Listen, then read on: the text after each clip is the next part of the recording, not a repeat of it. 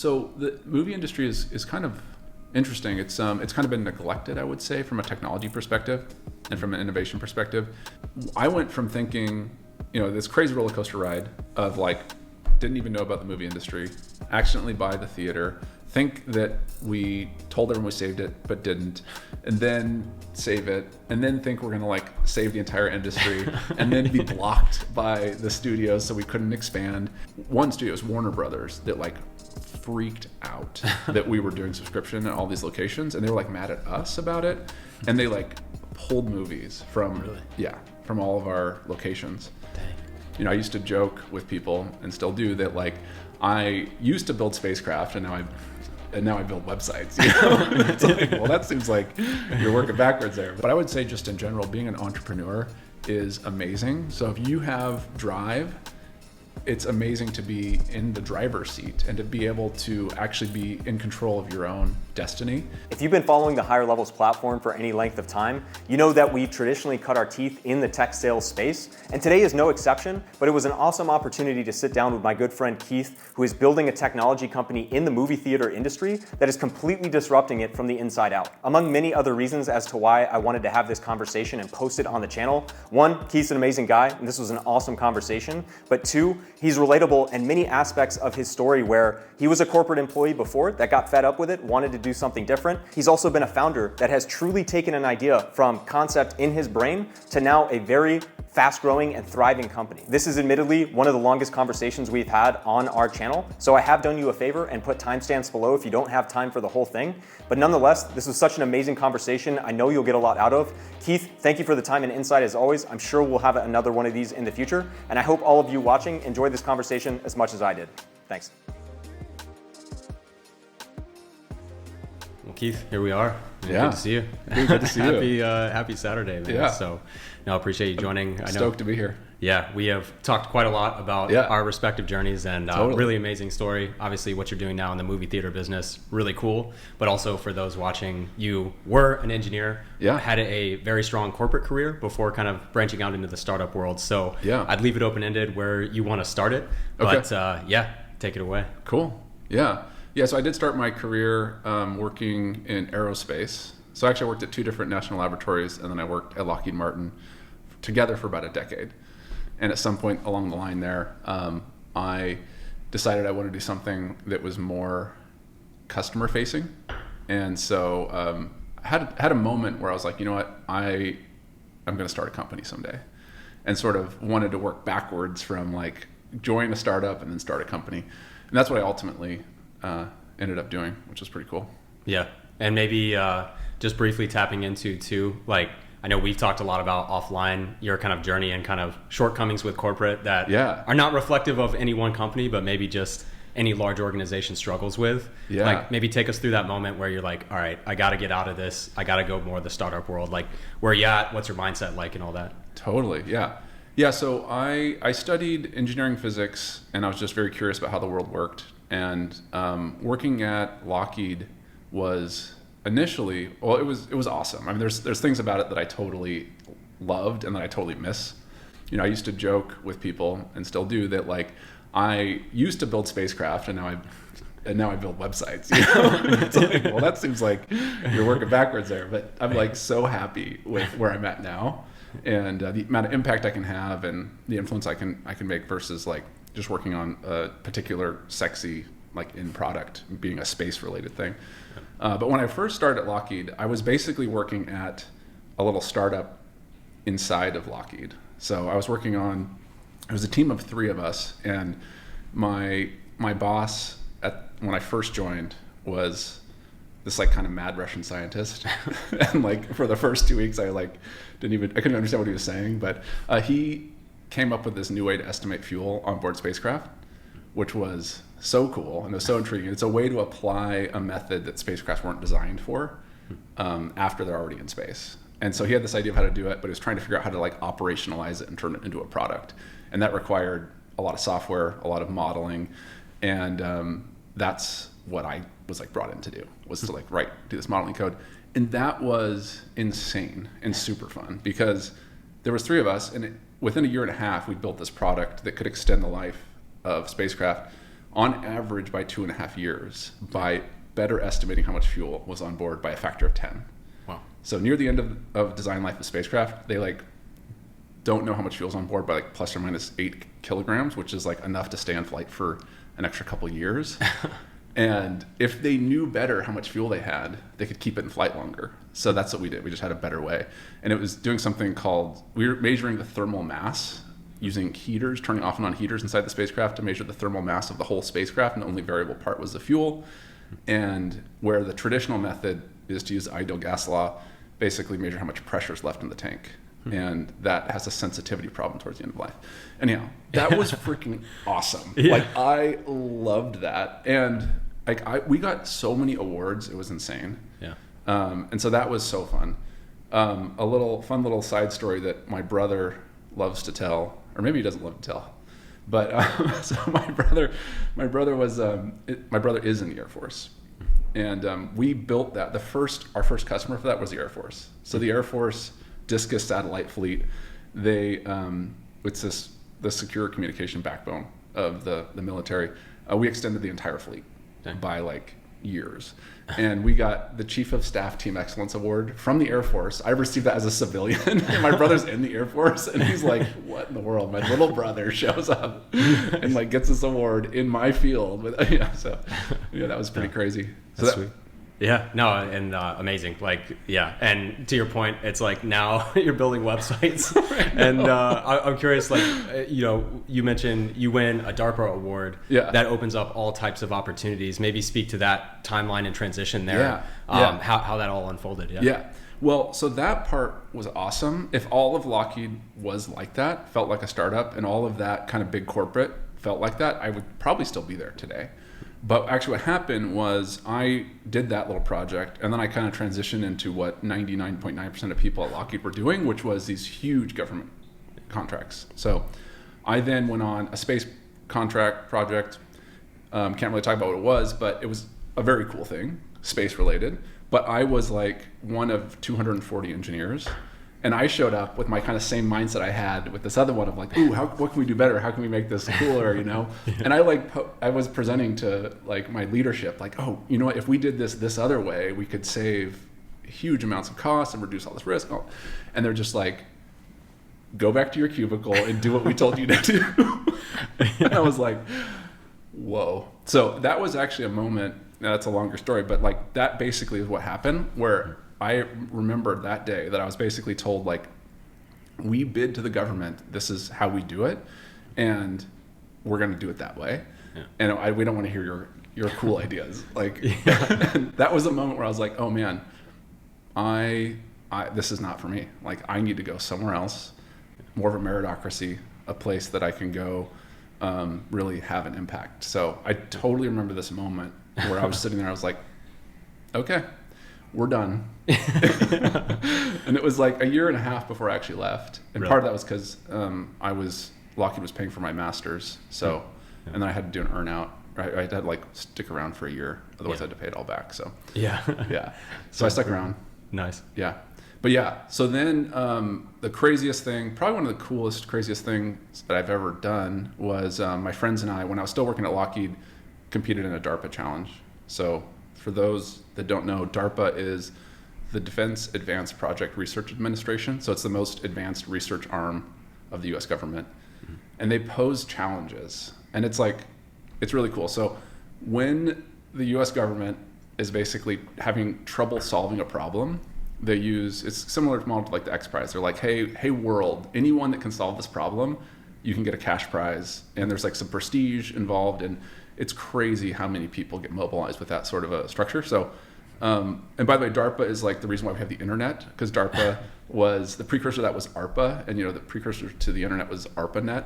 Mm. So, this is like a pretty influential agency.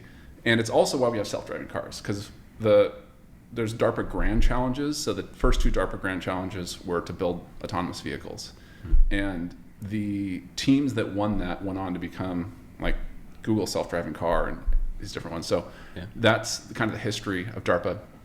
I participated in a very small version. It wasn't a DARPA Grand Challenge. It was just a DARPA Challenge, which instead of a $2 million prize was a $50,000 prize. But the challenge was to write software to reassemble shredded documents. Oh. And basically, so my friends and I, two of my friends, we saw this and was like, that's actually something that like we could compete in this DARPA challenge. You know, we can't really just a few of us compete in the self-driving car challenge, but the writing software, you know, we could do that. Yeah. So that was the way they posed the problem is they shredded documents and then they scanned the shreds and put them on the internet and was like, if you can solve this, you know, that was the challenge. So that's a really fun, long story for another podcast probably. Yeah.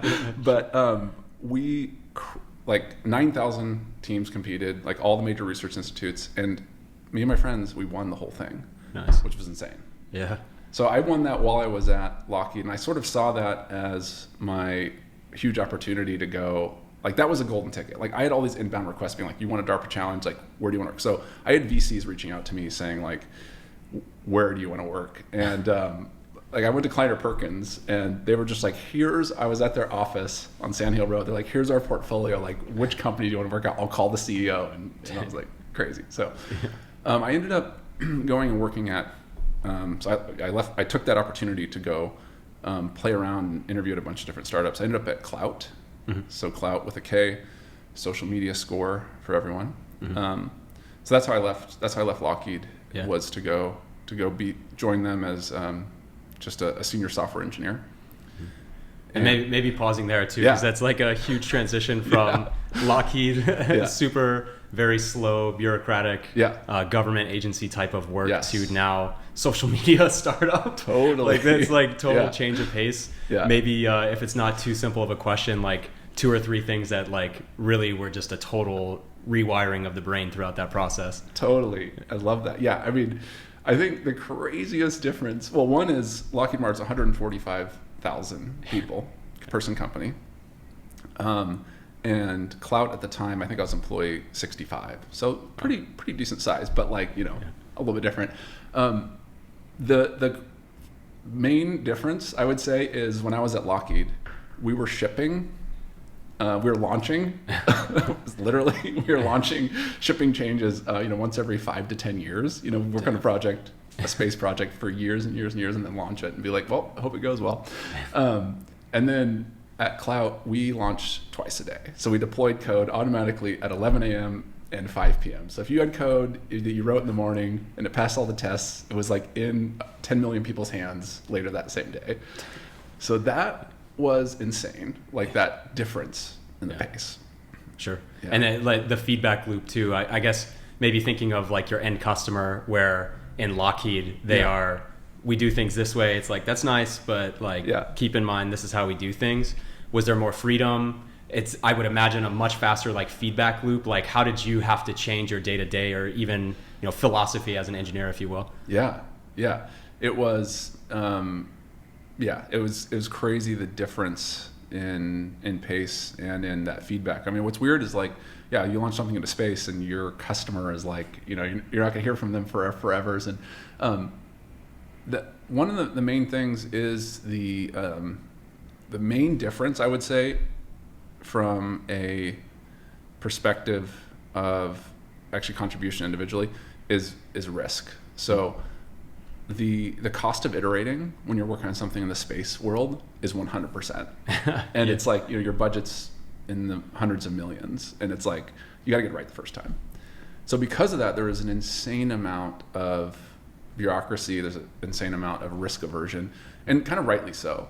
And what's awesome about about working at a social media startup or something where it's a website or an app that you're changing is the risk is a lot lower. And so because of that, you can move a lot faster. Yeah. And that feedback loop is really energizing. It's like it's almost like a video game that you're just kind of naturally motivated to do when you're like, I'm going to build this thing and I'm going to see the results of it right away. Yeah. A really funny thing on the risk side, though, is like one of the biggest mistakes, you know, it's one of the things I like to ask an interview question when interviewing candidates and stuff is like, what's a mistake you've made? And it's a good thing just to kind of see if people are willing to be vulnerable and all that kind of stuff. But when I was, like, I kind of swung a little too far of like, oh, you know, I can kind of go crazy here risk-wise. But the funny thing is, with a company like that was really in the limelight at the time, everything that you do has very public ramifications pretty quickly. Yeah. So I remember I was working on the pipeline for all the notifications. So we had 10 million users at the time, and I had this stream where it would like process everyone needs to be notified about something, and I had made a change to it, and I went in.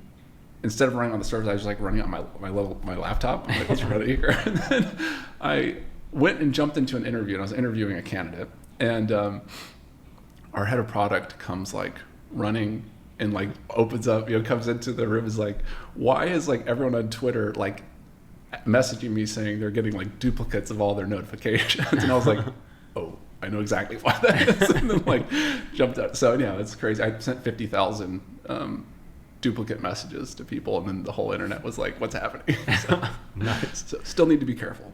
No, that's cool. And yeah, I know pretty quickly, if I'm not mistaken too, you went into your first venture that you co-founded as the technical co-founder. Yeah. So maybe that transition there, I'm sure there's a ton of media information there, but you get that experience. Like, was there a tipping point for you? Like, okay, I've worked in a startup enough to want to do my own. Just curious the philosophy kind of transitioning there. Oh yeah, no. So I was, so I ended up, a whole thing happened that I like absolutely would have never predicted, that has led to my career today, and that's in the movie business. And that's just like I wouldn't have ever guessed. I went from aerospace, which I was very interested in, like I have a degree in physics. It's like this is like I did not expect to own a movie theater. Spoiler alert, but I accidentally stumbled down this path with like. I mean, I love the timeline of this. Like within a couple weeks, I had made a decision that was going to lead to like a very drastic different career, and it was all an accident. So this all started. So I grew up in a little town near Yosemite National Park. It's a little tiny town, very isolated, and we had a movie theater in that town. It's a movie theater I went to as a kid, 5-screen theater, and it's kind of like none of the other mountain towns in the area had theaters, and it was kind of a unique thing that was really cool. I went as a kid, loved it. In fact, that's where I watched movies that made me want to like do aerospace. So it's so cool to kind of look back and think about that. But that movie theater abruptly closed, and the town was like super sad and upset that it closed. And I had these two friends that still lived back in my hometown. My hometown is a 4-hour drive from San Francisco. I was living in San Francisco at the time. And my friends called me, and they're like, the theater closed. And I was like, I know the theater closed. And they're like, well, we think we should save the theater. Try to save the theater. And my first thought was like, oh my goodness, that is such a terrible idea. Like, it's a failing business. It's like, why would we try to save this failing business? It closed for a reason. That was my initial thought. But my friend, so James Nelson is my friend that had this idea, which was to do a subscription model for a movie theater. And the other cool thing is the theater's closed. A subscription model, we could actually do it where we wouldn't actually pull the trigger on it unless enough people signed up that it was going to be obviously financially viable. And so my friends, Matt Sconce and James Nelson, they called me and like had this idea, and I was like, okay, wait, no, that is actually a brilliant idea. Let's totally do that. So the next weekend, I built a website. So they were calling me because they're like, we don't really know how to execute on this. So they're like, I'm like, oh, cool. So I built a website, very simple. It was like, we didn't want to ask people, would you do this? We needed to actually be able to do it. So built a website where we said, this is what it is, $20 a month, you can watch unlimited movies. If enough people sign up, we're going to reopen the theater, and we won't charge you till the day the doors open. So super low risk. And then, but by the way, give us your credit card, because we're going to charge you as soon as we do. So that was, all happened so fast. It was like, I'm working, left Lockheed within a year. So it was 9 months later that this happened. So I was at Clout for 9 months. Yeah. Theater closed. 2 weekends later, build a website. And then like, my parents still live in the town. I'm like, maybe my mom and a few of her friends will sign up. Anyhow, within 24 hours, 500 people signed up. And I was like, oh, okay. Yep, this is going to happen. Our goal was, we did the math back of the envelope, about 2,000 people would cover the expenses. So we set a goal of 3,000, which seemed impossible because it's 10,000 people roughly in the town. Yeah. And it's like, okay, that's probably not going to happen. So I kind of feel like the town called my bluff, and then enough people signed up, and I was like, oh man, I guess I just bought a movie theater. So I quit my job, quit Clout, and moved back to my hometown, and was like, how in the world do you run a movie theater? That's awesome. And so a few things to pick apart there. Yeah. I'd be curious. So did you like Kickstarter or anything for that? Like, how did you get the word out that this was like happening in the first place? Yeah. So we did like a pretty insane marketing blitz in guerrilla marketing. So, I framed this as like I accidentally bought a movie theater because that's what it felt like to me. It was just kind of like, this thing happened. Oh yeah, that sounds cool. And then it all rolled into this. And quick question there too. Did you structure like the agreement with the person selling the movie theater? Like, if we do this, then we are obligated to buy? Like, what was the structure? Yeah, dude. So the structure, we had a brilliant lawyer we were working with that kind of helped us figure out like the right way to structure this that really represented everyone's position and risk profile. So we had this really cool contract that basically said that we could lease the business from them for exactly the cost of their debt. So the prior owners were going to file bankruptcy. So we went to them and we said, like, they were very willing to like share their financial information, and that's how we figured out how much we would need to cover everything. We went to them, we said, hey, we're going to try this thing. If this works, we'll take over your business and your debt. So they were going to file bankruptcy. And we said, just wait 30 days to file bankruptcy. We're going to try something for 30 days. If it works, we'll take over your business. You don't have to file bankruptcy. They're like, that sounds amazing. Take 30 days. That's totally fine. So they give us access to the theater. We can kind of do whatever. But the way that we set up the contract was that they would lease the business to us for exactly the cost of servicing their debt. And that we had their entire, like all of the assets of the business. And then at any point, we had a 5-year window where at any point we could buy the business from them. Oh. So that was like the way it was structured. So we had 5 years to prove this was going to work. And if at any point we felt comfortable like it was going to, we could just buy the business. But if at any point it failed, like, so let's say 3,000 people signed up and everyone stayed for a month, because we structured it so that you didn't have to, we wanted to feel so low risk. It's just like everyone would try it. So it wasn't like agree for a year. It was just like, it's going to auto renew, but just sign up for the first month. And so in case that went to 0, it gave us time to like really prove out the model. So that's kind of how we structured it with them. Nice. Yeah. And then back to the marketing too. So yes, yeah, marketing. Blitzing. Yeah. And It was crazy. So, so Matt Sconce, these are like childhood friends of mine, Matt Sconce and James Nelson. It was really fun to do this with them. So Matt Sconce was the marketing mastermind, and there was a newspaper in the town at the time. And so it was like the cover of the newspaper that the theater closed. And then the newspaper was so awesome, they wanted the theater back, obviously. It's an important component of the town. And so they totally worked with us. They're like, what do you need from us? And so we did kind of the Apple thing of like marketing with mystery. So we set up a website that said you could save the theater. Or not a website, a Facebook group, and we had all these people join it. But we didn't say how. We didn't talk about the subscription. We didn't talk about anything. We just said there is a way to save the theater, and we kind of like gathered a bunch of people in that Facebook group.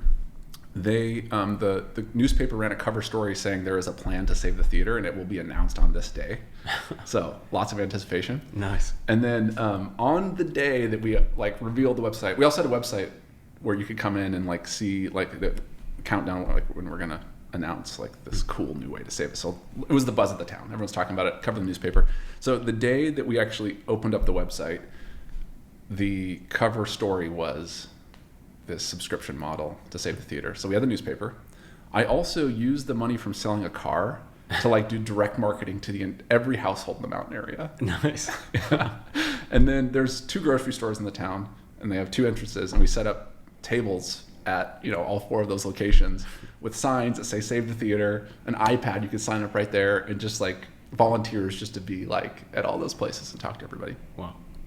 And then we also even had people dress up like movie characters and like stand on the corner where the theater was and like wave signs to say save the theater with a very simple web address people could go to. And we hit it hard. Yeah. Everyone knew about it. Yeah. Like from 7 different touch points. Yeah. And from your perspective too, like you hit this milestone, is there a point like knowing you, maybe I'm assuming too much, but I feel like maybe starting out, this was like a fun challenge and game and puzzle to solve. Yeah. Now you hit that milestone and you're like, shit, I own a movie theater. Like, how did that, like, what are the first 30 days after you realize, like, you now have an obligation to all these people? Like, what is that? What is that even like?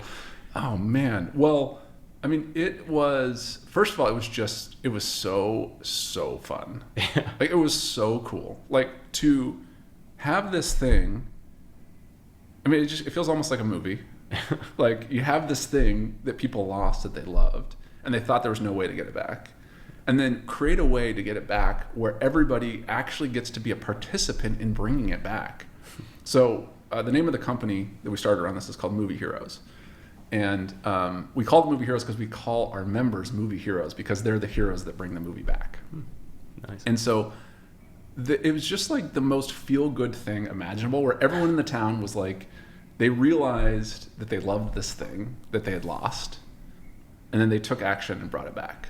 Yeah. So there was just like a buzz. It was just like people loved it, and that was so fun to like have that kind of an impact in the community. And it actually says a lot about the community. You know, the community was just really rallied behind the whole thing and brought it back. So that part was so cool.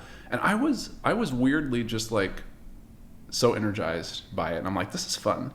And you know, I love my hometown, and it was amazing to be like kind of go away from the town for 10 plus years, learn a skill set that like I'm like, oh, I have a skill set that I could use to kind of go do this important thing back in the town. So all that felt really awesome.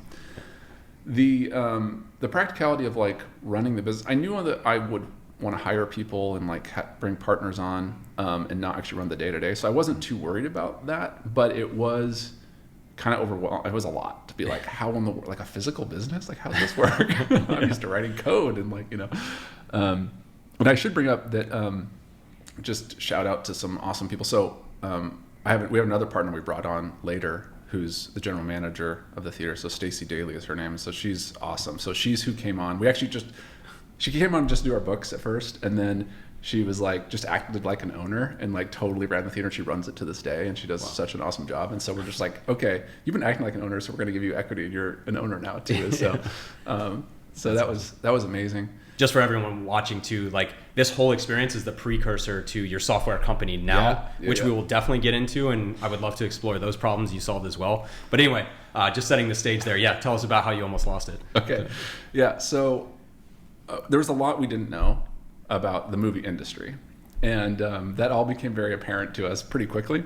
So you know, this is a fun story, and it got attention of like the local media. So Fresno is like the nearest town, so like ABC, Fresno, all these different news were doing stories about this, and that we might, you know, reach our goal, all that kind of stuff. And yeah, also the LA Times heard wind of this. So the LA Times, a reporter came, actually we hit 3,000 subscribers on the 30th day. So we hit it like at the threshold of the day, which was pretty exciting. We had a reporter from LA Times there. And so that reporter did a story that was like the cover of the entertainment section of the LA Times that basically says something along the lines of like, hometown kids save theater, you know, hometown, I don't know what it says, but saves the theater with a subscription model. So what happened is there was a executive vice president of distribution from Sony Pictures read that, and what we didn't know is that there is a clause in the master license agreement that Sony had with like all movie theaters that says an explicit line that says that they disallow subscription. Nice. So, small detail, yeah. It seems like that's not a problem. Oh wait, that's exactly the problem. So she sought us out to like find us and call us and tell us, you did not save your theater, because we don't do subscription, and the industry does not do subscription. The industry does tickets. And we're like, well, that's a bummer. Like, how big is like Sony? What is that? I don't know. Is that a big deal? It seems like it might be a big deal. So, and quick question there too, is that because they want ticket sales attributed to their films, and like they want direct revenue for what they bring to the table? Is that kind of the thought? Yeah. Well, so there's it's just the whole industry has been built around tickets for over 100 years. Mm-hmm. And there's third parties that are set up around that. The business model of a movie theater is like a theater does not pay, if you get Star Wars, you don't pay money to get, it's not like you get Star Wars and you like buy it for a certain amount and then you show it. You get it for free essentially. And then you split the revenue of your ticket sales. Okay. So doing subscription is just like a totally different model, because it's like we're not charging for the ticket sales, and the industry didn't know what to do with it. I see. And so they just were like, nope, no subscription.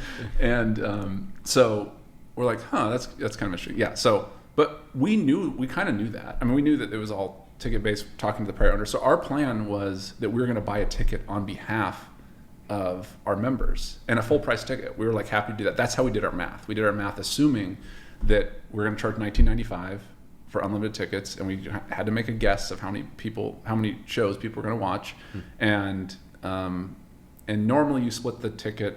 It's the studio gets more than 50%, anywhere from like, I think the average is like 63%, something like that. But for a really popular movie, on the first week it comes out, they might get 75, 80%. And we, so it's $10, they get $8, we keep $2. But we factored that all in. So we're like, this is a non-issue. So we tried to explain to this executive, like, hey, we're going to buy a ticket. It's just, and they're like, no, that's not how it works. And we're like, oh, okay, well, that's interesting. So we then called like all the other studios to be like, hey, we're doing this thing, but it's not a big deal because we're going to buy the ticket on behalf of them and it's all fine. And they're like, no. So we called all the studios and they all were just like, no, we're not going to give you movies. Wow. And that was a crazy moment for me, where I had, I used the money from selling a car. I had put all my savings, maxed out a credit card at this point. Damn. Like I was just all in, and I was like, oh, you know what? Like, this does not seem like a speed bump. This seems like a brick wall. Yeah. And so we didn't tell the public that that everyone had saved the theater only to not save the theater, but like internally we were all just like, what in the world are we going to do? This is insane. Yeah. So a very weird thing about the movie industry is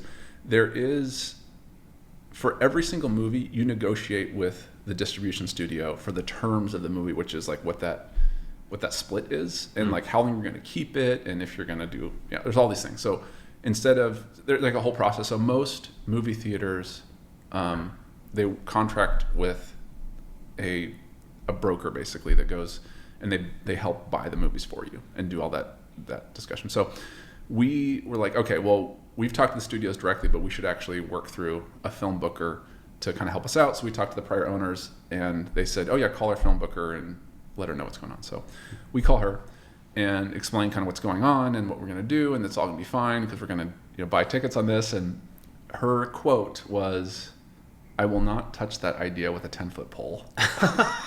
Nice. So we're like, oh, well, this seems like a real problem now.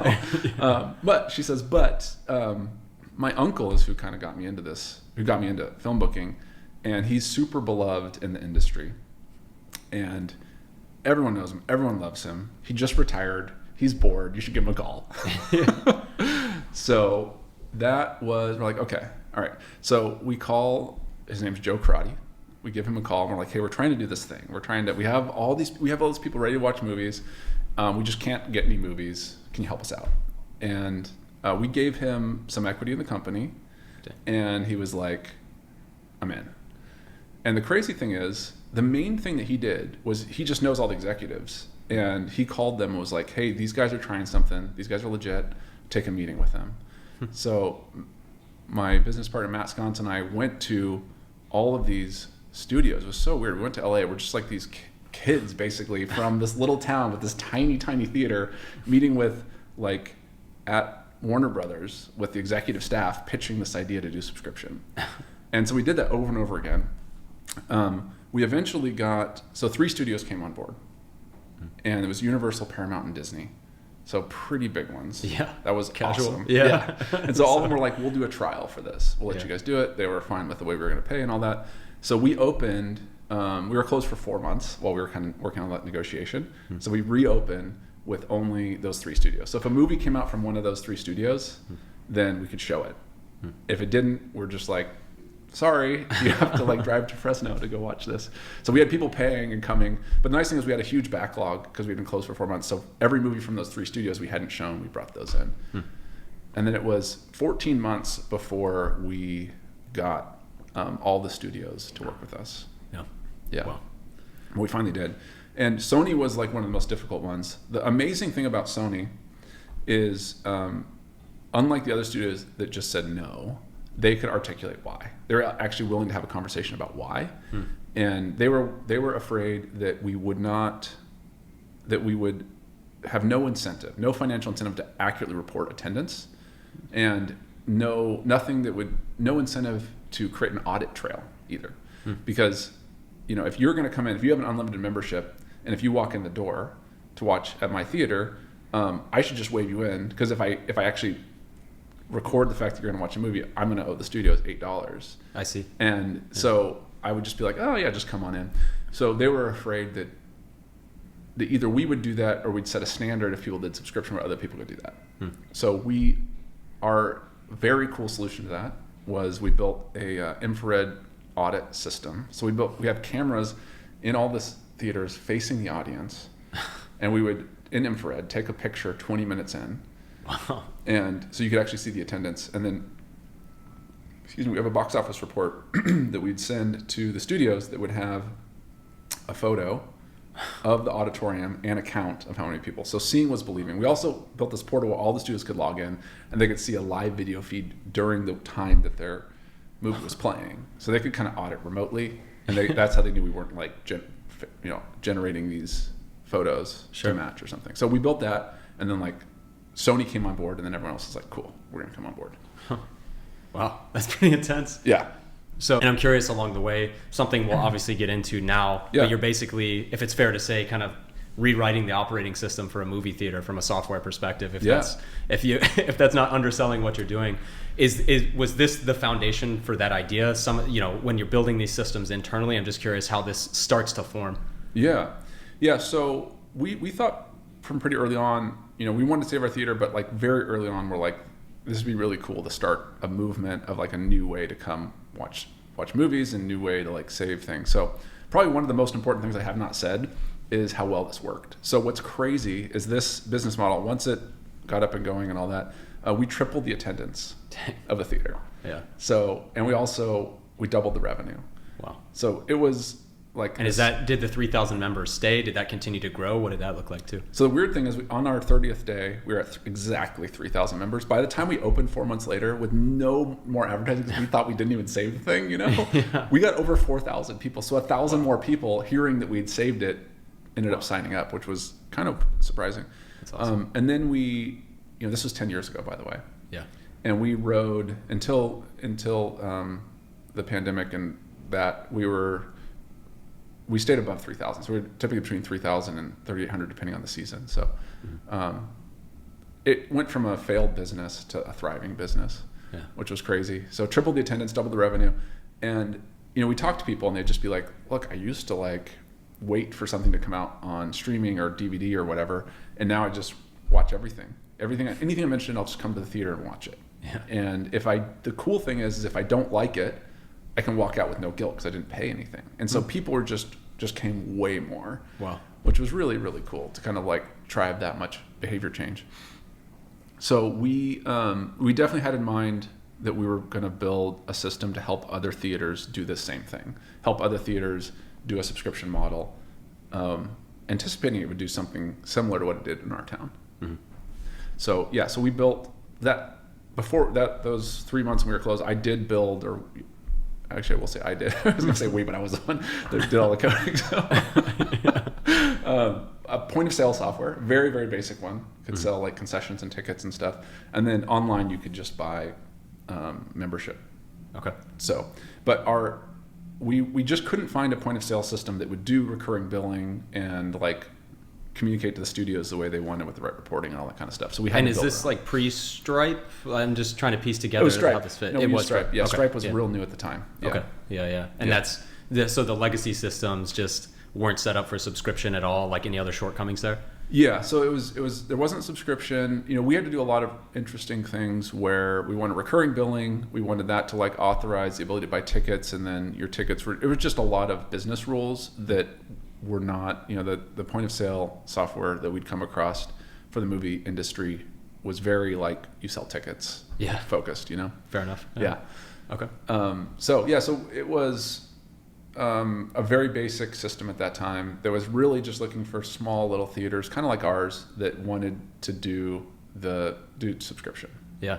And when you're approaching these businesses too, I imagine, one, I'd be curious, like, I imagine, again, these owners too, probably stuck in that way of thinking, like didn't even realize there's an alternative. Yeah. How do you even approach them and say, I'm legit? Is it the news coverage that you had? Yeah. Obviously you own a theater. Like, how do you even get someone to say like, yeah, I'll take a look at this versus, nah, too much work to even think about changing? Yeah. Well, what happened was we got a lot of notoriety because the industry hadn't changed a lot. Like, people were not doing different things. It's been the same for 100 years. And then all of a sudden it's like, wait, these guys in this little town in the middle of nowhere in California are doing subscription? Like, that's not supposed to be possible. So we got a lot of notoriety because of that. We were asked to speak at NATO, the National Association of Theater Owners, which is actually an older organization than NATO. So the NATO you thought I mentioned that we spoke at. So we were asked to speak at this just California gathering, and we talked about like how we were doing subscription, and people were like, whoa, that's crazy. And then from there, we ended up speaking at CinemaCon, which is like this international theater owners conference in Vegas, where it is the gathering where people that own a theater from all around the world come to like hear. And so we spoke at that. Wow. And said what we were doing. And from that, we got a ton of interest in doing subscription. And this is where, there's so many different sagas to the story, but we had 70 theaters that came to us and were like, hey, we want to do this.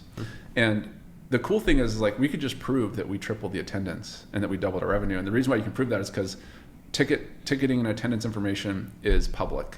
So there's third-party services that you can look at per operation, and you could see that our theater was just kind of not doing great, and then all of a sudden like what happened here? And we're like we have the secret. So we kind of that was like, I spoke in front of all these people at that conference and was like, we found this secret to help the industry. Yeah. Attendance goes up, everything's good.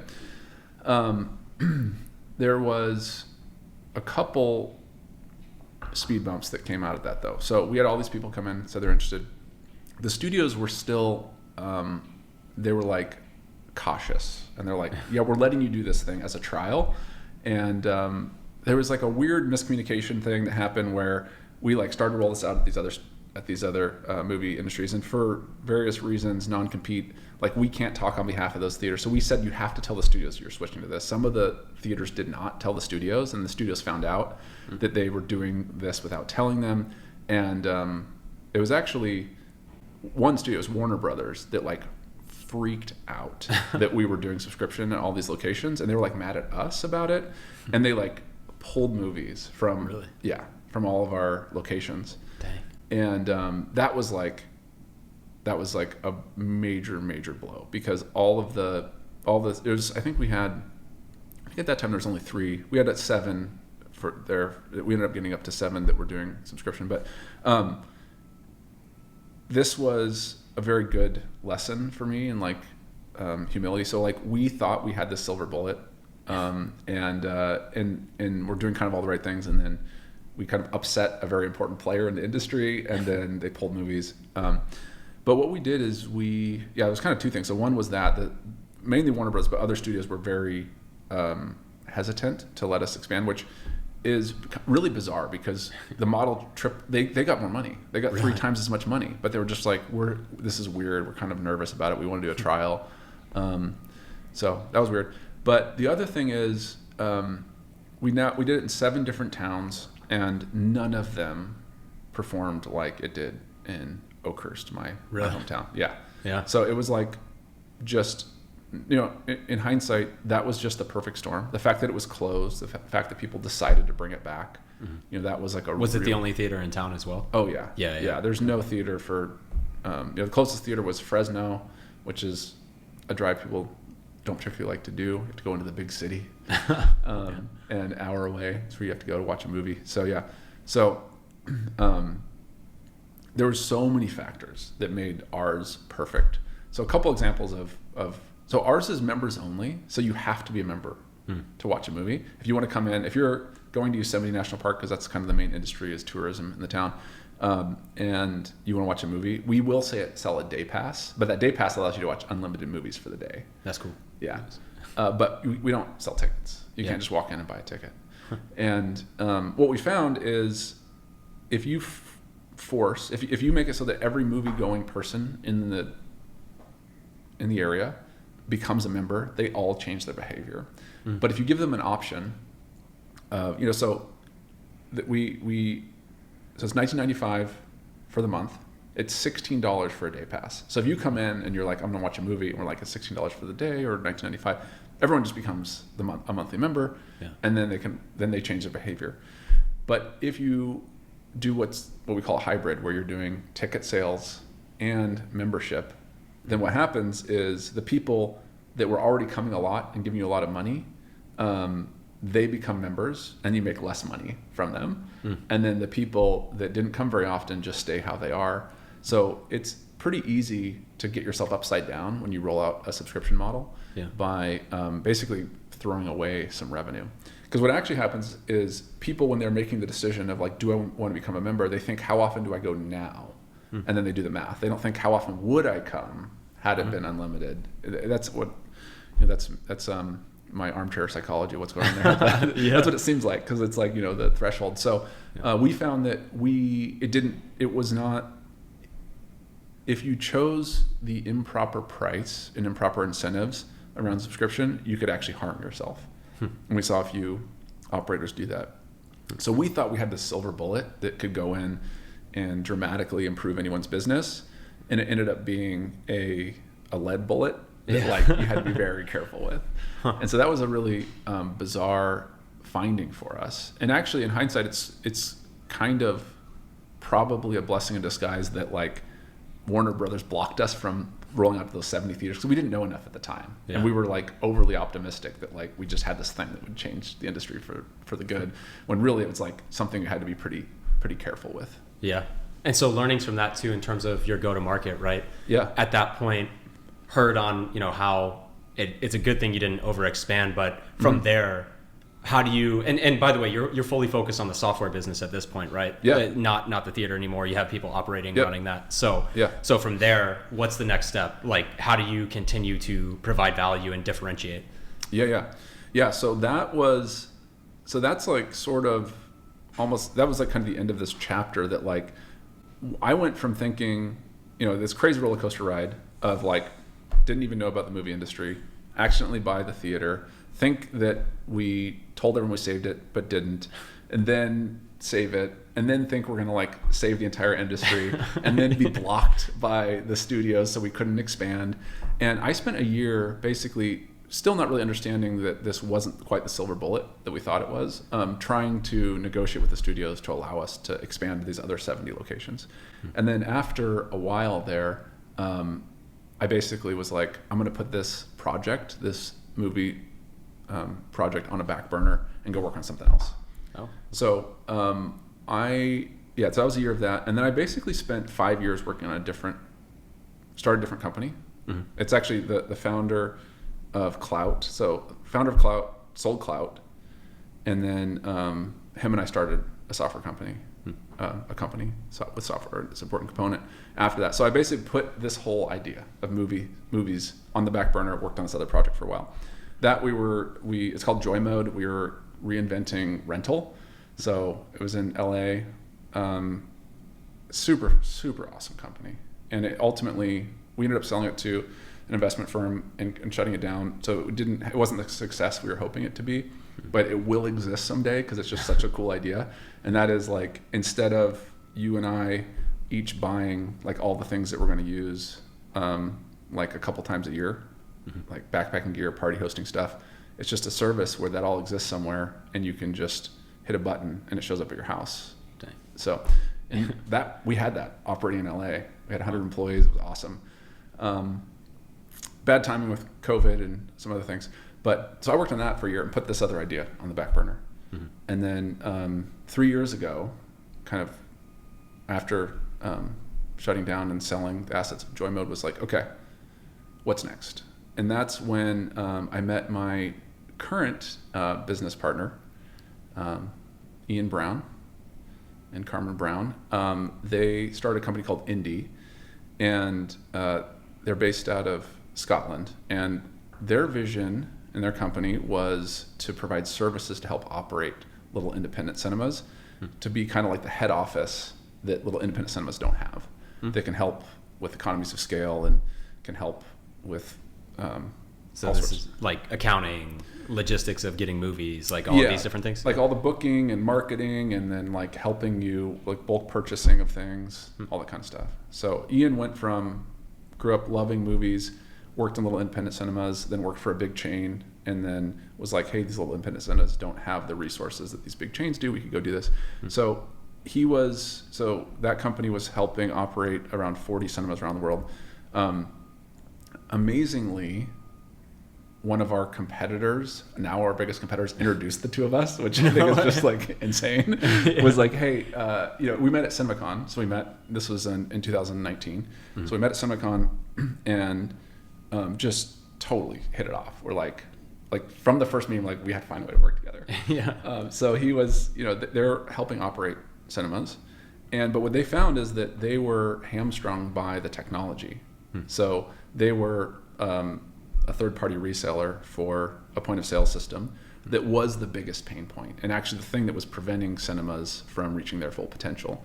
And like the most difficult thing about their business was that technology. So that was a piece that Indie could not solve on their own the way that they were. And really quickly there, talk me through those pain points, right? Like this kind of sets the stage for what you're building now. But like why was that the biggest pain point for a movie theater? Yeah, well, so the movie industry is kind of interesting. It's kind of been neglected, I would say, from a technology perspective and from an innovation perspective. So in the same, we've seen a lot of changes with things like Square and Clover and all these different kind of modernizations of the way we interact with little stores and with restaurants. And you haven't really seen that in the movie industry. And that's partly because while it is a big industry, there's been a hesitancy to invest in it because it's actually not that big. And if you look at like the restaurant industry, it's a way bigger one. So it's the reason why I think there just hasn't been a lot of investment. Also, there's an incumbent. There's somebody that sort of owns that space. That the point of sale software, there's like one really big provider that has over 50% market share. Oh wow! And that provider just hadn't been keeping up with the times and had not been providing kind of modern solutions for things. And so that's kind of where the pain point comes from. So, while you might get some really nice machine learning to help you run your business, optimize things, a really slick interface from buying tickets online to the whole experience through where the cinema starts to learn about you, what you like, what type of movies you like to watch, what type of food you like, where you like to sit.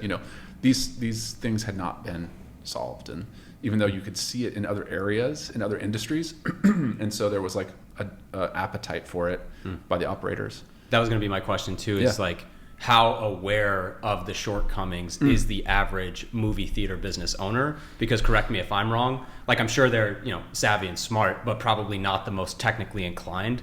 Were they already thinking, man, I really wish I had this data, or was it kind of like you had to introduce how big of a problem it was? I'm just curious, like pulling that thread a little bit. Yeah. I would say it's split right down the middle, where they had a bunch of pain, and they were very aware of their pain, but they weren't aware of the opportunity. I see. In most cases, some of the pain is like this will probably shock you, but like they're a lot of times movie theaters will have kind of a restaurant thing integrated, or like a bar, like they'll serve alcohol. So the existing operators out there did not have the ability, and I think still do not, the other software, like for you to electronically enter tips. So this is like paper tips, and then you have to enter them at a certain time by the end of the night, or like you lose those. So there's like a ton of tedious work to run a theater that just seems kind of like mind-boggling. Or like the way you build a schedule. We had worked really closely with an operator that they would build their schedule of like when to play movies and what to do, like they do it in a spreadsheet. Most people do it that way. Spend a bunch of time doing that, and that was their source of truth. And then they'd carve out hours to go and like translate that into like the scheduling tool in this very tedious manner. And the scheduling tool being the incumbent POS system? Yes. Yeah. Okay. Yeah. And so this is things where we're just like, there's a better way to do these things. You meet your co-founder, introduced by now your biggest competitor, which is hilarious and something I'm sure we'll get into. But take us back there and kind of how this really started to evolve and mature as a business idea. Yeah. So we basically just realized that this was like a major need, that there's a major need in the market for improvement in the software. And I was in a very unique position where I was an operator, so I understood well what was needed, and then also I build software, I build technology. So it's kind of a cool thing. And then also we have built-in customer base. So we have all of Indy's current customers as like people we know. So I look at like typically a venture startup is really super high risk, but this felt like instead of it being a 90% chance of failure and 10% chance of success, I'm pretty sure this is a 90% chance of success. Like there's so many things properly aligned. It's like we have guaranteed customers right away. I am building this for myself because I know what I wish I had. But then also we've got these 40 theaters and like all of Ian's experience in industry. So it's like we really know what needs to be built. Nice. And we've also, them helping operate all these theaters, they've seen a bunch of different, there is one major incumbent, but there's also lots of other systems. So we knew kind of like what was out there, and that it just felt like perfect. So it seemed like an opportunity that would just be silly to pass up on. And like, we could build something really awesome around it. Yeah. So I went and, this is all at the start of the pandemic, and I went back to my hometown and basically locked myself in a cabin in the woods for a year and was like, nobody talked to me. And I just like wrote code. Wow. Like every day. And it was a blast. It was super, super fun. I kind of felt like I was playing a video game. It was just like so fun. And I would like code. I'd wake up at 4 a.m. every morning, start coding, go for a like hike in the woods, come back, code some more, like rinse and repeat. And I was shocked at like how much, without distraction, like how much I could get done. And it wasn't necessarily very good for like socially, but it was a lot of fun. And that like amount of time of focus allowed me as one person to build this like monster system that really touches a lot of things. A lot of the other systems out there, they're very modular. It's like there's point of sale software, and then you have APIs to do like a website and all that stuff. And we're like, hey, in order to create like the solution here for the industry, we really need a fully integrated system that's everything from an app in the App Store, website for buying tickets, and that website is much more like an app experience where it gets to know the customer, to the app as a companion when you're at the theater, to the point of sale software is tightly integrated, to all the food delivery. There's lots of interesting food delivery things happening in the movie industry, making sure that's all integrated into one system. And then also the marketing side and the follow-up, like what'd you think of the movie? Mm-hmm. And then in order, so we looked at this as like, right now there's all these different systems and there's no way to really make a proper solution that is as good as, a different industry that really can own that full vertical. So we're going to build the one that is that full vertical. So, and if I'm not mistaken too, quick question there. Yeah. So it's like the existing structure too is largely like, company comes in, they put all their hardware on site. There's nothing that's cloud-based where they can just, you can very easily spin it up for them. Like maybe if there's any limitations or challenges there too, I'd love to just understand that as well. You can't really blame our competitors that built these systems 30 years ago, and really no one's really brought a new solution built on modern technology. But all the existing solutions out there, most of them are hosted on site. And from a cost perspective, that's like insane. If you're working with, you've got all these different locations, you have all the licensing, all the hardware on site, and then also just from a coordination and logistics of like configuring and everything that's extremely challenging. So yeah, we had the great fortune of starting this from scratch. So in July of 2020, I had started a brand new code base, committed the first commit to that code base. And so we really got to work with some nice modern technology, and everything's cloud-based. And that's just a huge advantage for us, and then also for our customers. It's there's a lot of upside there. Yeah. Yeah. So anyway, just probing into that, but continue. Yeah. I think that's an important distinction. Just makes it real for, like having to maintain your own server rack versus just being like a customer now of you, and you can pretty much provision it for them. Obviously, a lot that goes into it, but yeah. No, it's a huge differentiator, and it's a huge cost differentiator too, because now it's like all of our competitors, I think without exception, is built on, maybe there's probably some that aren't, but like the main ones are all built on Microsoft technology that have like big licensing fees, and we're built on everything open source, so there's just a cost advantage there, and it allows us to like move a lot faster too because of the technologies that we're using, and a lot of resilience and stuff. So yeah, that is a huge differentiator. Yeah. And so as you're building this too, you lock yourself in a cabin. Are you literally like using your own theater now as the test bed, pushing updates, getting instant feedback? Like or is this all in your head? You get it all out there and then just kind of like, what's that process like? Okay, so at this point, it's all in my head. I'm like, okay, I'm just like, I spent almost a year, maybe it was 10 months, like building this system from scratch. And like, I know I need a website. It needs to be able to do reserved seating. We need point of sale software. We need, back end to manage it. We need that scheduling tool that I mentioned, like a better version of the scheduling tool. Like there's so much to it, reporting. And I'm just building all this. And I have this crazy long list of all the things I need to build. And I'm just like plowing through it as fast as I can, drinking way too much coffee. But so also this is during the pandemic. So one thing that I think is pretty interesting is like when our theater was closed, every theater that Indy operated was closed. And we're just like, okay. At first, we actually were kind of planning on doing this, and we pulled the plug. We're like, we're not going to do this. This isn't the time. We need to protect our core. Let's not build new software. Let's abandon this idea. And then kind of came back and said, okay. I had actually already hired someone, one of my engineers from Joy Mode, who's now working for us again, who you've met because he lives here in this building, Maynard.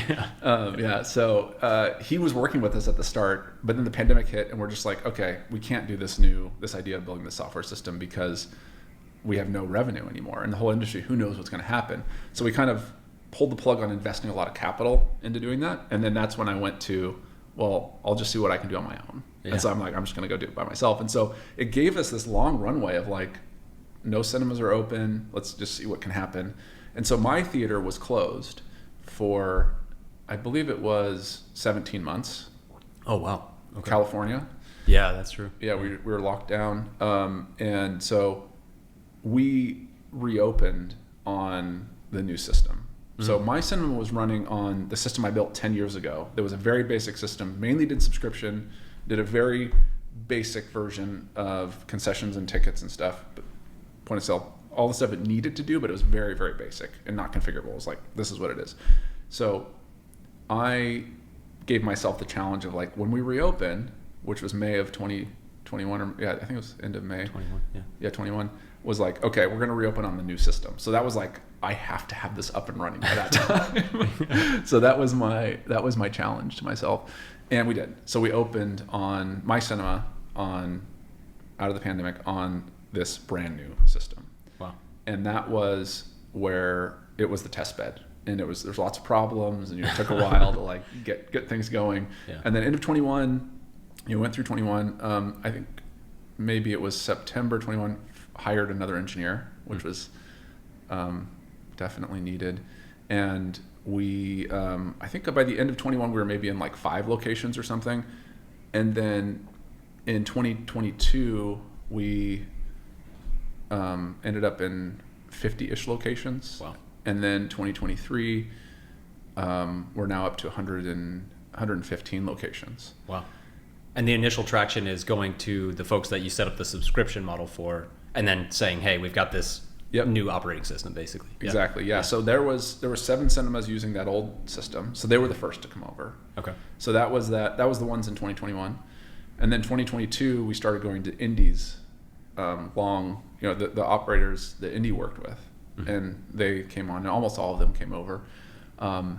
So I guess And quick clarification there too. Yeah. So this new operating system is not bound by the subscription model. Do the theaters have the choice? They can. Okay. Yep. Yeah. Yeah. So it was a core component we needed to build just because that's how my cinema operated. And you can put your cinema in a mode. You know, it's all configurable. It's like we're subscription only, or we offer subscription.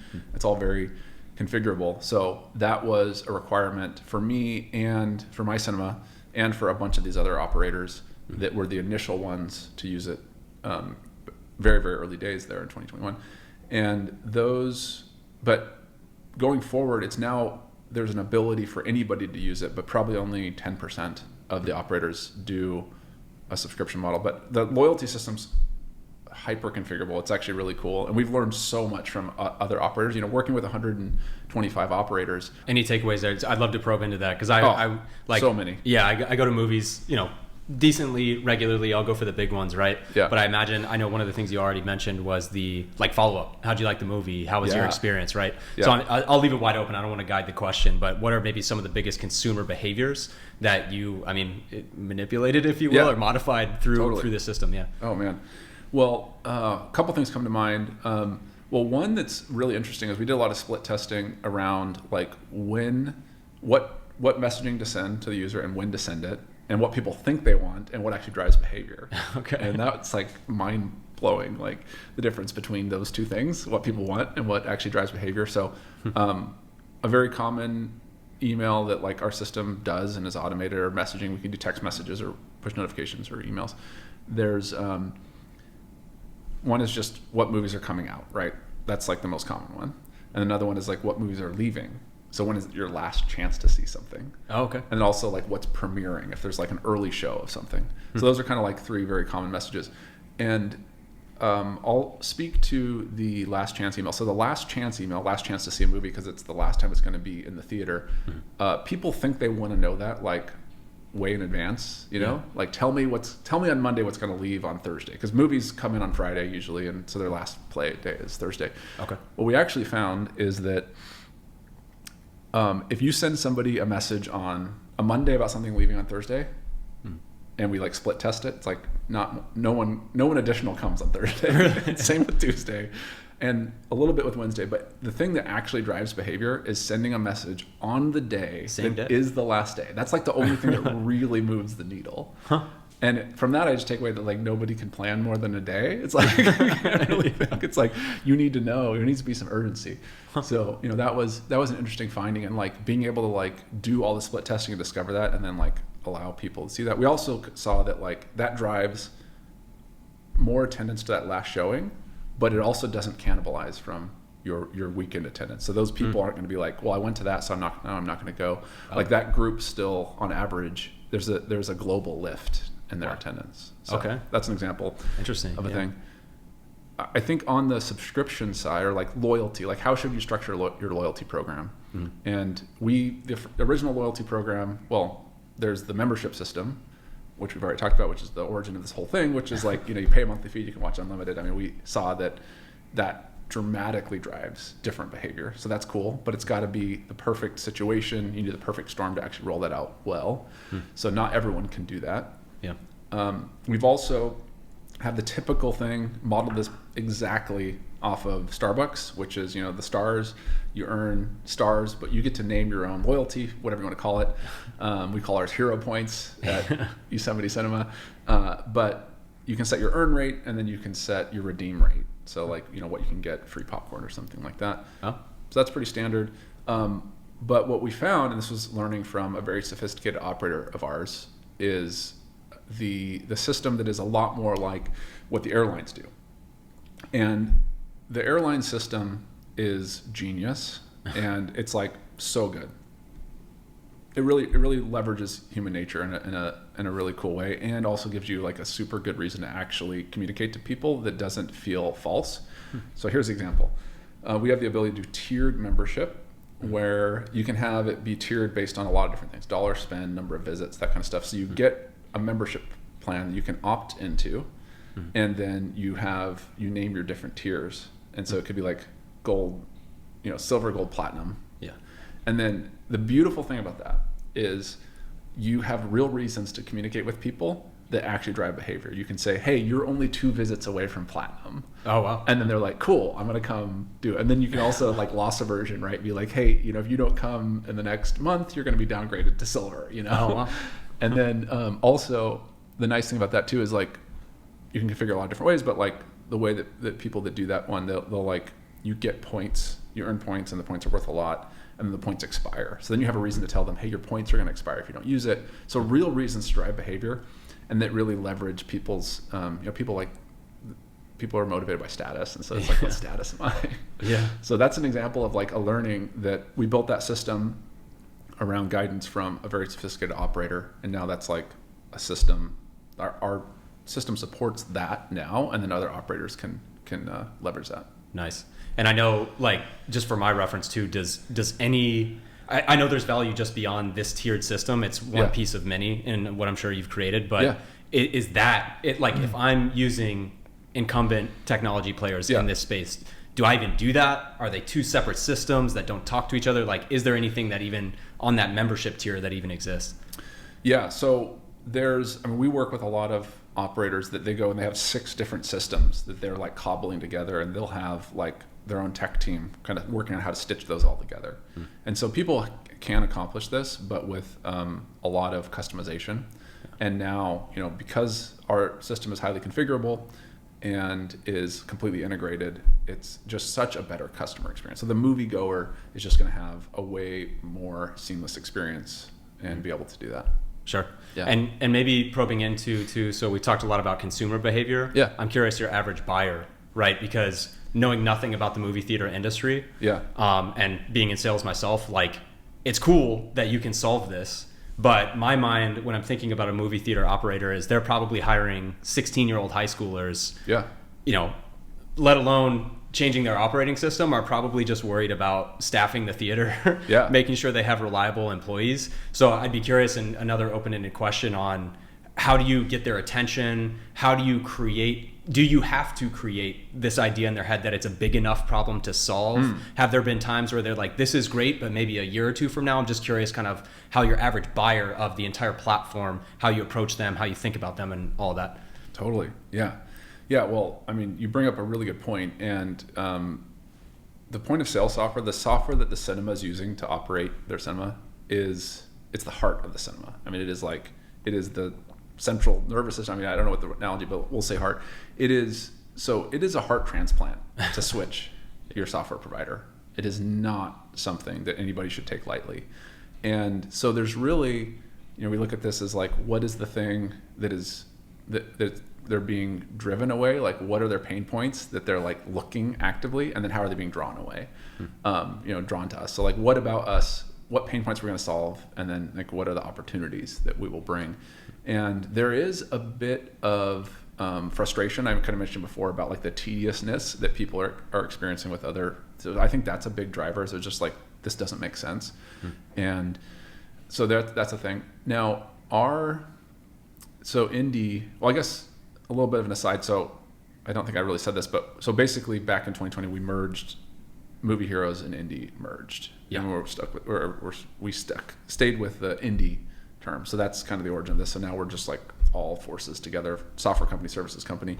And now we're kind of mainly focusing on the software side. But our vision, like our pillars at Indie are, we are growing our cinema's top line revenue. Like that's our goal, is to how can we grow your top line revenue, and how can we increase your operational efficiency? And then the third thing is, how can we improve your quality of life? So we want everyone that touches our software, whether it's the manager of the theater, the owner looking at reporting, the 16-year-old kid from high school that's working at the point of sale, to the moviegoer that's like launching. It's like, we want them to have a good experience. We want it to be modern software that is, you can like work from your intention, and you're not like stuck in the mire of the details. So those are the 3 things that drive us. So we kind of look at everything like, how are we solving these 3 things? And a lot of cinemas, the industry has been struggling, like coming out of the pandemic and stuff. So there are people looking for both of those things, or all 3 of those things actually. So it's interesting because I look at like, typically with if you look at B2C software, it's usually really good because the buyer and the user is the same person. Yeah. So, but B2B, often the software is not great because the buyer is not the user. Yeah. And so there's not that incentive to make sure that the user experience is awesome. And so, but we do have all these different touch points, and so that's why it's like we really want to make sure that the user experience of using the software is good. But ultimately, it's usually the cinema owner that's looking from a financial perspective that's making the decision. And so we have these things to help top align all the marketing stuff we just kind of talked about. But one thing we haven't talked about that is super fun, and this is me getting my my engineering data science hat on and loving it, but the operational efficiency. So that's where we put a lot of energy into like how can we help make your operations more efficient. And that's where we get to use really cool machine learning and do a lot to make sure that the biggest lever that a cinema operator has is their staffing level.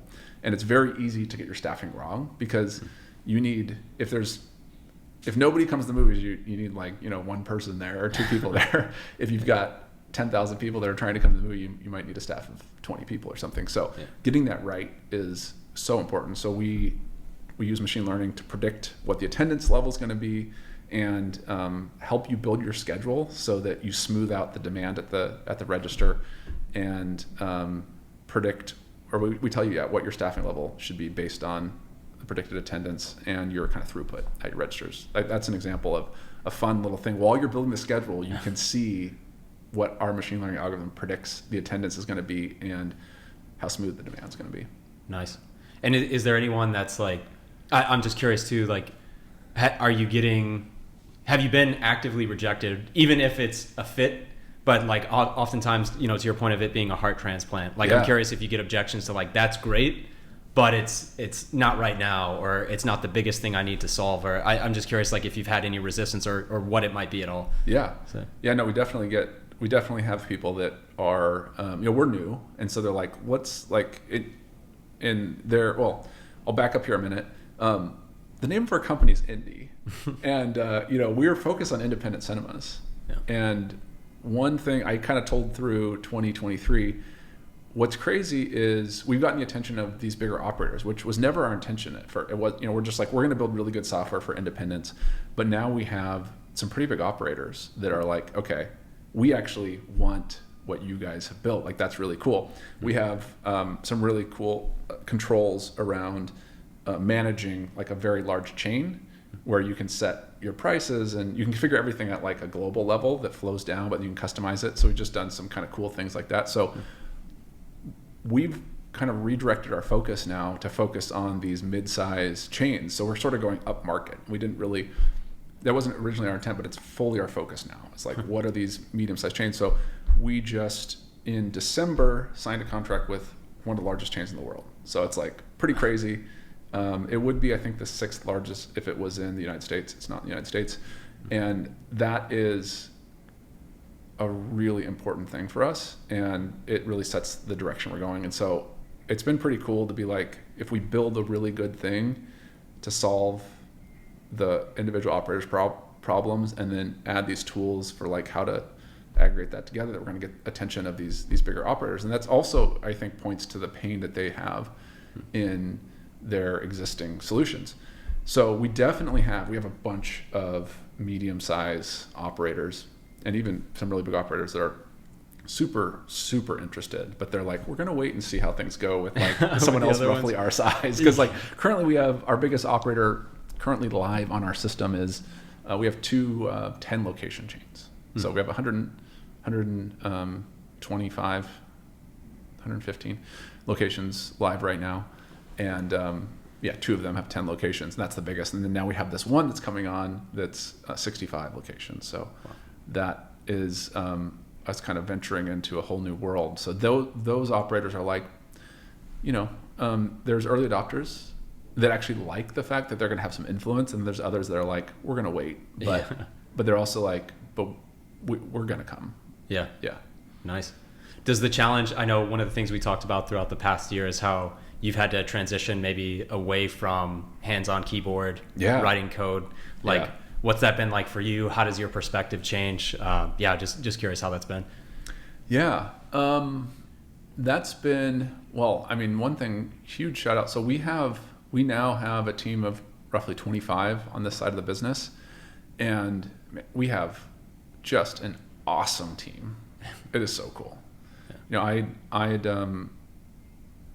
I'd kind of committed, or one of my main focuses when we were kind of working on merging the company was like, one of my commitments for my earn out of my part of the equity when we merged the company was like building a world-class team.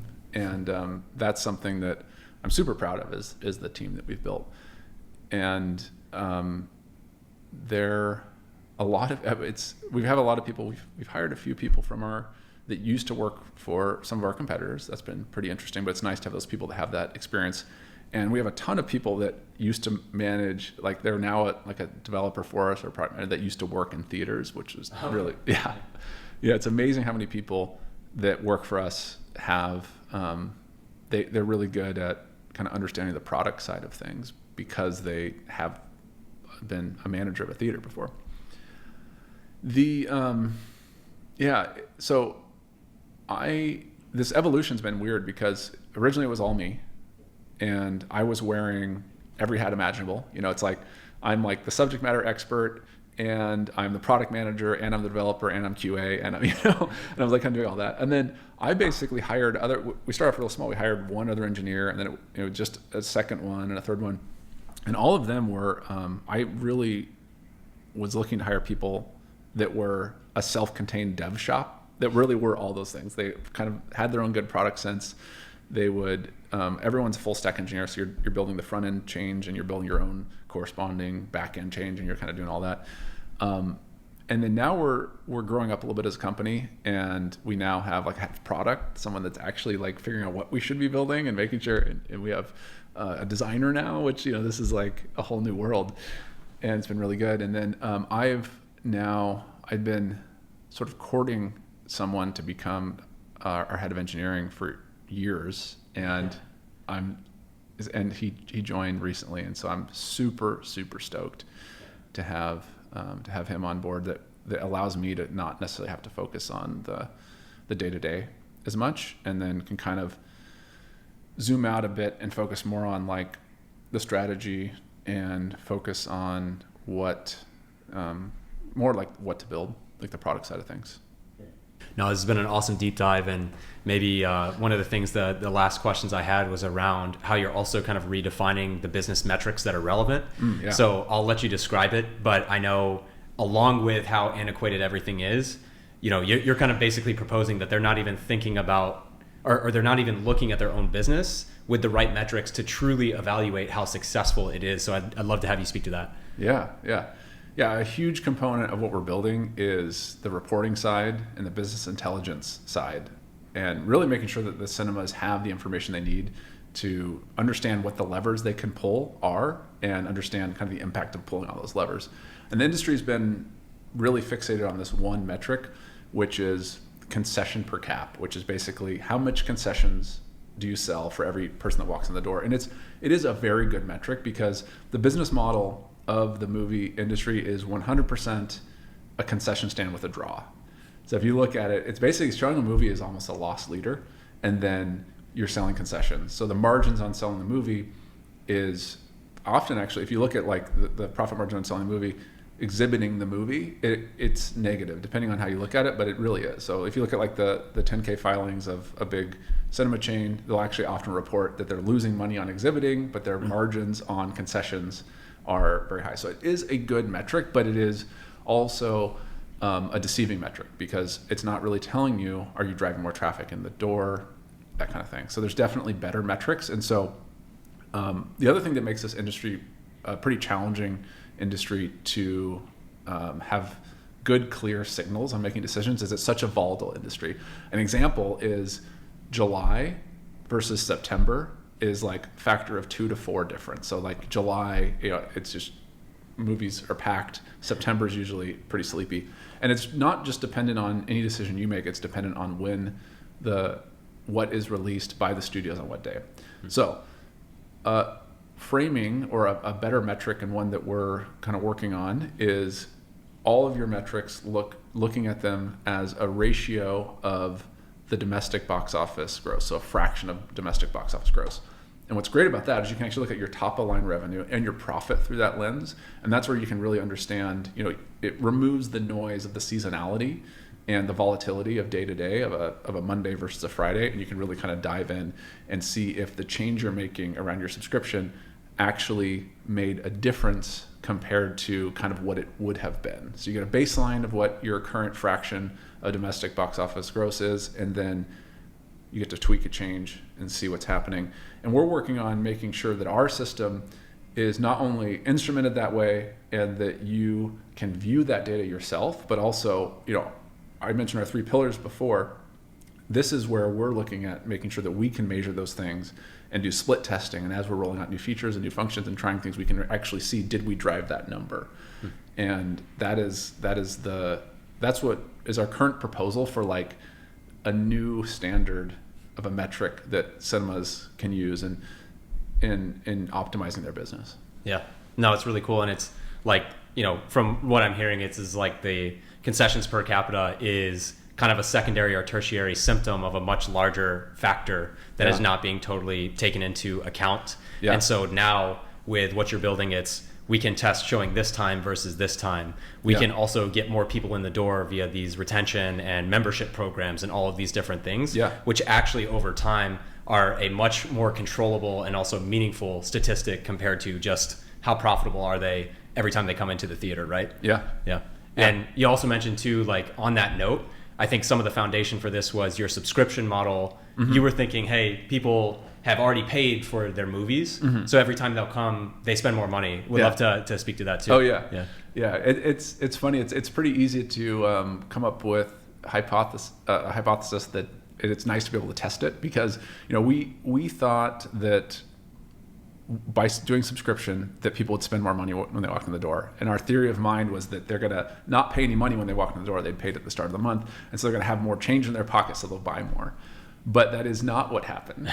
Our concession per cap, even though our attendance is 3x what it was before at my cinema, it is a lot lower. And really it's just because people aren't going to get their 44-ounce Diet Coke and their giant bucket of popcorn every time if they're coming 3 times as often. So, it's really good to make sure that we have a way to test the hypothesis. Another interesting thing on the metric side, and something that we're really leaning into, is using machine learning to help predict things. So we have the idea of like a profit and loss statement. You might have that for the month or for the year, but we're doing a predictive profit and loss that really allows people to kind of make a good decision around what's happening. And there's unit economics is so important.